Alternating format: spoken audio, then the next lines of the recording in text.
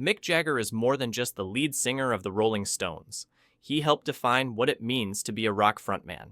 His movements, voice, fashion, and confidence shaped generations of performers.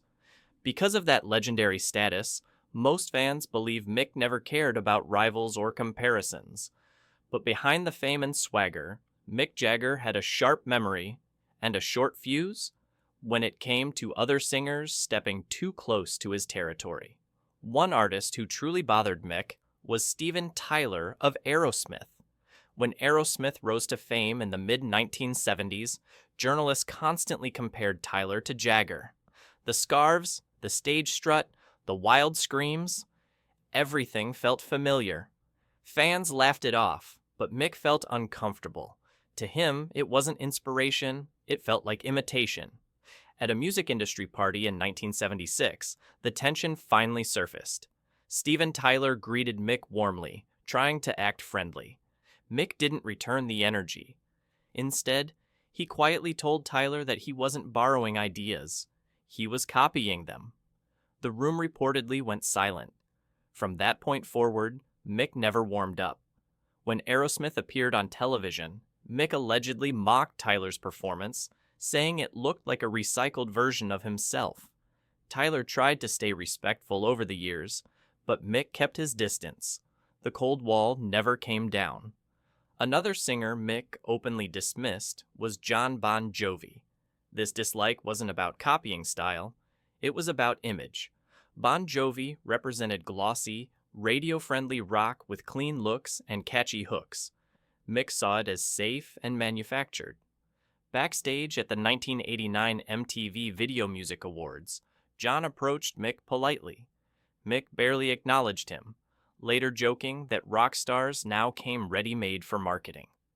When Bon Jovi's huge touring success was mentioned during Rolling Stone's discussions, Mick shut the idea down immediately. He said he would rather stop making music than follow that formula. In interviews, Mick labeled Bon Jovi's sound as shallow and overly sweet. Even years later, when both men attended the same events, they stayed far apart.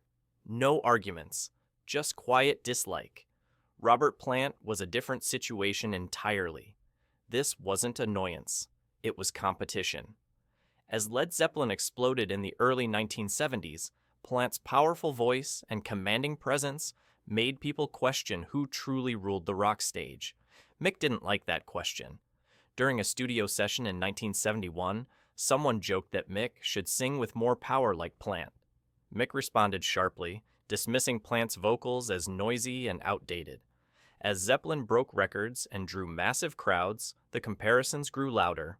When asked about Plant's success, Mick brushed it off by saying volume didn't equal quality. Plant left publicly, but privately, the rivalry stung. Over time, the tension softened but never disappeared. They exchanged polite nods at events, but the distance remained. Then came Joe, Strummer of The Clash.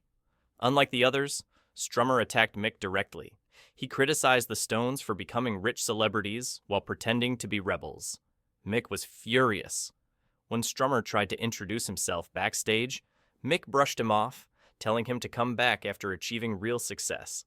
Strummer fired back through interviews, calling the Stones outdated and fake revolutionaries. The feud never cooled, even after Strummer's death.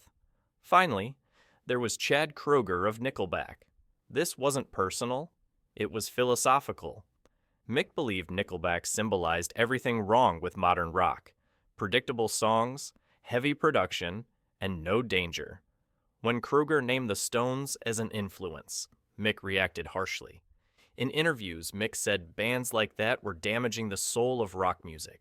He never mentioned Nickelback by name, but everyone understood. These grudges show a side of Mick Jagger few expect. Behind the legend is a man fiercely protective of what he built. To Mick, rock wasn't just music, it was identity, and anyone who blurred that line risked earning his lifelong resentment.